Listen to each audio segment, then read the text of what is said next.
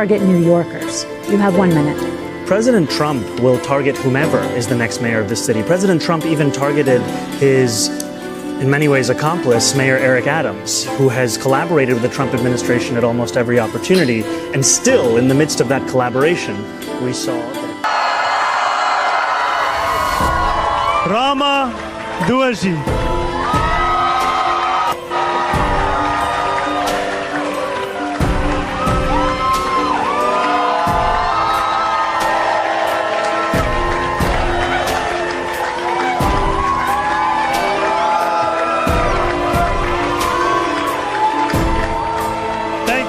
Sorak gembira membelah langit kota New York. Tapi ini bukan sekadar pesta demokrasi. Ini adalah titik balik sejarah. Detik ketika sebuah nama, Zohran Mamdani, meletus dari bilik suara dan menggemakan satu pesan ke seluruh dunia. Zaman telah berubah. Dari lorong-lorong distrik Queens hingga ke pusat kekuasaan kota paling berpengaruh di Amerika, seorang pria muda berusia 33 tahun, Muslim, sosialis demokrat, sekaligus anak imigran dari Uganda keturunan India, menantang takdir politik yang selama ini hanya dikuasai elit lama. Assalamualaikum warahmatullahi wabarakatuh. Waalaikumsalam. Assalamualaikum warahmatullahi wabarakatuh. Waalaikumsalam. My name is Zohran Mamdani, and I'm wishing everyone an Eid Mubarak. Eid Mubarak. We have won because New Yorkers had stood up. 43,5% suara untuk Mamdani dan hanya 36,4% untuk Andrew Cuomo, mantan gubernur yang pernah berjaya. Dunia politik Amerika menggigil. Siapa sangka suara perubahan begitu lantang hingga mengguncang tembok-tembok kekuasaan Partai Demokrat sendiri. Mamdani bukan politisi biasa. Ia adalah aktivis. Ia adalah suara Gaza di tengah hiruk pikuk Manhattan. Ia adalah perlawanan yang berjalan tegak di tengah gelombang kritik, cemooh dan ketakutan. Ia bukan hanya kandidat. Ia adalah ide besar yang sedang tumbuh di tanah yang dulu menolak keberadaannya. Selama kampanye, musuhnya bukan hanya Cuomo, tapi stigma, tapi prasangka, tapi mesin-mesin tua kekuasaan yang takut pada seorang Muslim yang vokal, kritis terhadap Israel, dan berani berbicara tanpa topeng. Dan ketika kamera televisi menyorot wajahnya dan seorang pewawancara bertanya, apakah Anda akan menyambut Benjamin Netanyahu jika menjadi wali kota New York? Mamdani tidak ragu. Ia menjawab tajam, tidak. Sebagai wali kota New York City, saya akan menangkap Benjamin Netanyahu. The US is not a signatory to the ICC, so he can travel to the US, unlike a lot of other countries. Would a Mayor Mamdani welcome Benjamin Netanyahu to the city? No, as mayor, New York City would arrest Benjamin Netanyahu. This is a city that our values are in line with international law. It's time that our actions are also. Even though the US is not a signatory to the ICC? No, it's time that we actually step up and make clear what we are willing to do to showcase the leadership that is sorely missing in the federal administration. Tonight, we made history. Sontak, dunia terdiam. Sebuah kalimat yang membuat sebagian orang menggigil dan sebagian lainnya bersorak. Ia menegaskan lagi, tanpa gentar. Ini adalah kota yang nilai-nilainya sejalan dengan hukum internasional. Sudah saatnya tindakan kita juga demikian. Ucapan itu bukan hanya keberanian. Itu adalah pernyataan moral. Ia bukan hanya ingin mengelola kota. Ia ingin mengembalikan nurani politik di kota yang dijadikan simbol kapitalisme dunia. Namun jalan Mamdani tidak mulus, kekhawatiran mengunung. Sebagian komunitas Yahudi dan pro-Israel resah. Isu antisemitisme mulai dilemparkan. Tapi Mamdani tidak goyah, karena yang ia lawan bukan satu kaum, tapi kezaliman yang dilakukan atas nama kekuasaan. Zohran Mamdani adalah simbol dari apa yang selama ini dikira mustahil. Bahwa seorang Muslim, seorang imigran, seorang idealis bisa berdiri di jantung Amerika. Bukan untuk tunduk, tapi untuk mengguncang. Dan kini dunia menyaksikan apakah langkahnya akan benar-benar menuju balai kota New York di bulan November atau akan dihentikan oleh konspirasi dan ketakutan lama yang tak kunjung hilang. Satu hal yang pasti, sejarah baru telah dicetak dan nama Zohran Mamdani sudah tertulis tebal di lembar pertamanya. Who did exactly that. Together we have shown the power of the politics of the future. One of partnership and of sincerity.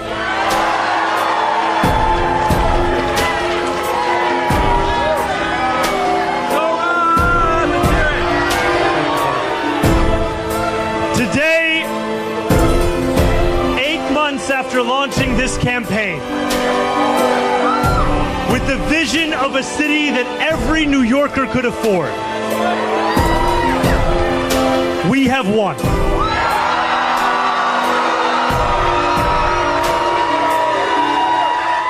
We have won from Harlem to Bay Ridge. We have won from Jackson Heights to Port Richmond. We have won from Maspeth to Chinatown. We have won because New Yorkers have stood up for a city they can afford. A city where they can do more than just struggle. One where those who toil in the night can enjoy the fruits of their labor in the day. Where hard work is repaid with a stable life. Where 8 hours on the factory floor or behind the wheel of a cab is enough to pay the mortgage. It is enough to keep the lights on. It is enough to send your kid to school. Where rent-stabilized apartments are actually stabilized. Where buses are fast and free. Where childcare doesn't cost more than CUNY. And where public safety keeps us truly safe. And it's where the mayor will use their power to reject Donald Trump's fascism. To stop mass ICE agents from deporting our neighbors. And to govern our city as a model for the Democratic Party. A party where we fight for working people with no apology. A life of dignity should not be reserved for a fortunate few.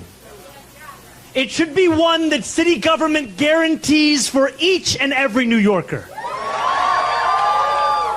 If this campaign has demonstrated anything to the world, it is that our dreams can become reality. Dreaming demands hope. And when I think of hope, I think of the unprecedented coalition of New Yorkers that we have built. For this is not my victory. This is ours. It is the victory of the Bangladeshi auntie who knocked on door after door until her feet throbbed and her knuckles ached. It is the victory of the 18-year-old who voted in their first ever election. And it is the victory of the Gambian uncle who finally saw himself and his struggle in a campaign for the city that he calls home. Dreaming demands solidarity. And when I look out at this room and out onto the midnight skyline, that is what I see. Canvas launches that continued in the pouring rain.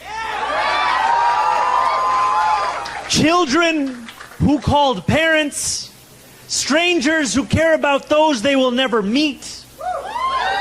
A New York that believes in each other and in itself. This is solidarity, and it defines our victory. And above all, dreaming demands work. Last Friday night, As the sun began to drop in the sky, I set off on a 13-mile walk from the northernmost tip of Manhattan to the base of the island. We began in Inwood, where music played and neighbors set out dominoes on the sidewalk. It was 7 p.m. The weekend had arrived.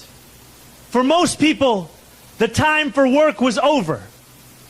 But this is New York, where the work never ends. Waiters carried plates on 181st Street. Conductors drove the subways that rattled high above 125th. And world-class musicians tuned instruments as we passed Lincoln Square. By the time we made it downtown, a crowd marched behind us, a living embodiment of the energy and purpose that defines this campaign. Still, long past midnight, New York worked. Garbage trucks weaved through empty streets. Fishmongers carried in tomorrow's wares. And when we finally arrived at the Battery at 2:20 a.m. in the morning, the workers who run the Staten Island Ferry were on the job too. Just as they are every hour of the day, every day of the week. Each of these New Yorkers carried a dream with them that night as they labored. Just as each of us dreams of a New York that is more hopeful and affordable for all. And we have worked hard for our dream. This has been a historically contentious race. One that has filled our airwaves with millions in smears and slander. I hope now that this primary has come to an end, I can introduce myself once more.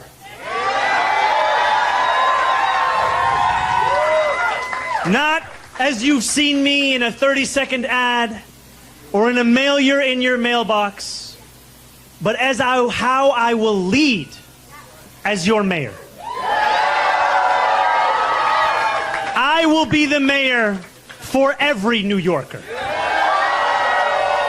Whether you voted for me, for Governor Cuomo, or felt too disillusioned by a long, broken political system to vote at all, I will fight for a city that works for you, that is affordable for you, that is safe for you. I will work to be a mayor you will be proud to call your own. I cannot promise that you will always agree with me, but I will never hide from you. If you are hurting, I will try to heal. If you feel misunderstood, I will strive to understand. Your concerns will always be mine, and I will put your hopes before my own. And I know that those hopes extend beyond our 5 boroughs. There are millions of New Yorkers who have strong feelings about what happens overseas. I am one of them. And while I will not abandon my beliefs or my commitments, grounded in a demand for equality, for humanity, for all those who walk this earth, you have my word to reach further, to understand the perspectives of those with whom I disagree, and to wrestle deeply with those disagreements. Let me close with this. In these dark times, I know that it is harder than ever to keep faith in our democracy. It has been attacked by billionaires and their big spending, by elected officials who care more about self-enrichment than the public trust, and by authoritarian leaders who rule through fear. But above all, our democracy has been attacked from within. For too long, New Yorkers have strained to find a leader who represents us, who puts us first. And we have been betrayed time and again. After so many disappointments, the heart hardens. Belief becomes elusive. And when we no longer believe in our democracy, it only becomes easier for people like Donald Trump to convince us of his worth. For billionaires to convince us that they must always lead. As FDR said, democracy has disappeared in several other great nations. Not because the people disliked democracy, but because they had grown tired of unemployment and insecurity, of seeing their children hungry while they sat helpless in the face of government confusion and weakness. In desperation, they chose to sacrifice liberty in the hope of getting something to eat. New York, if we have made one thing clear over these past months, it is that we need not choose between the two. We can be free and we can be fed. We can demand what we deserve. And together we have built a movement where everyday New Yorkers recognize themselves in our vision of democracy. Every new voter registered, that is faith renewed. Every voter who traveled through withering heat to the polls, that is faith renewed. And every New Yorker who sees solutions to the daily challenges they face in this campaign, that is faith renewed. Together, New York, we have renewed our democracy. We have given our city permission to believe again. And I pledge to you that we will remake this great city, not in my image, but in the image of every New Yorker who has only known struggle. In our New York, the power belongs to the people.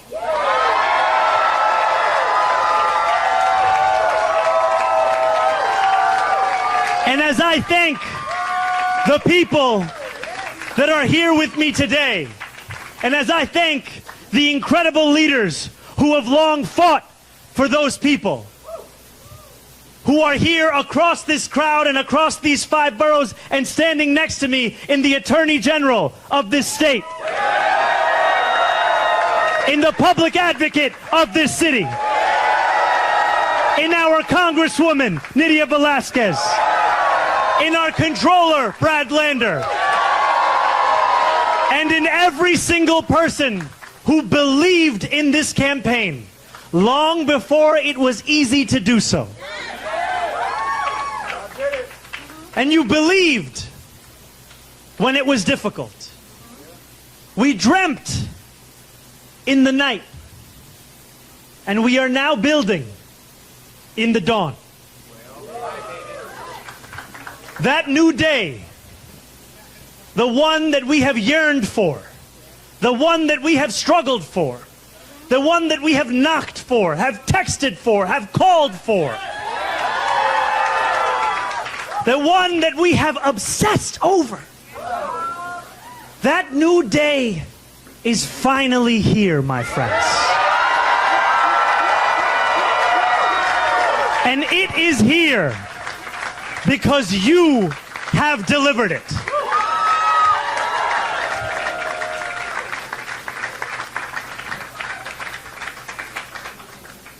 Thank you.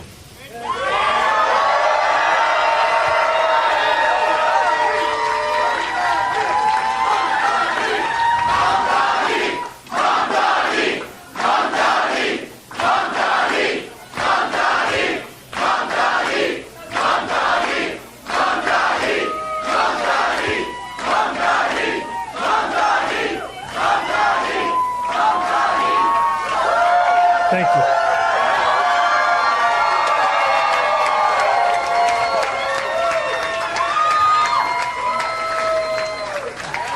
Thank you.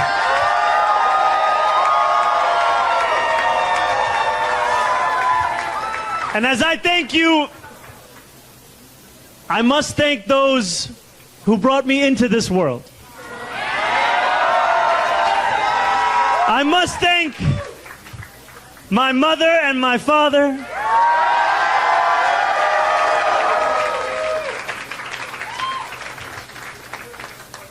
Mira and Mahmoud.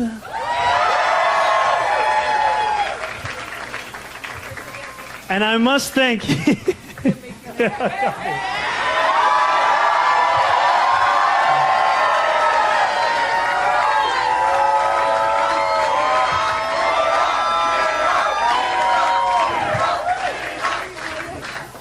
and I must thank my incredible wife, Rama Duaji.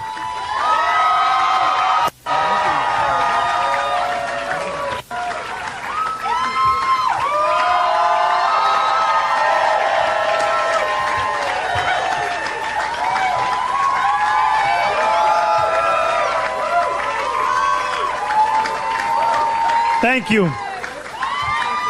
Thank you so much.